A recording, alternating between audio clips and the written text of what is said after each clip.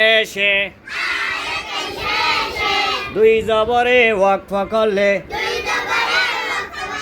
এক জবরকে একালিপ টেনে পড়ার নাম মধ্যে আওয়াজ আয়াতের শেষে আওয়াজ মেরা আয়াতের শেষে দুই জবরে কি করলে দুই জবরে কি করলে এক জবরকে একালিপ টেনে পড়ার নাম মধ্যে আওয়াজ আওয়াজ দেন আয়াতের শেষে মেরা আয়াতের শেষে দুই জবরে ওয়াকফ করলে এক জবরকে একালিপ টেনে পড়ার নাম মধ্যে আওয়াজ যেমন আফওয়াজা আফওয়াজা তাওয়াবা আশতাতা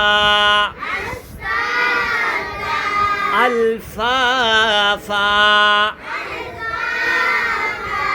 ওয়াহাজা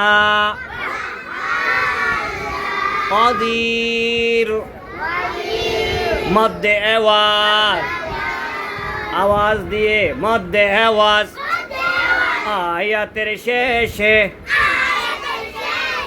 দুই জবরে ওয়াকফ করলে এক জবরকে একালিপ আওয়াজ নাই এক জবরকে একালিপ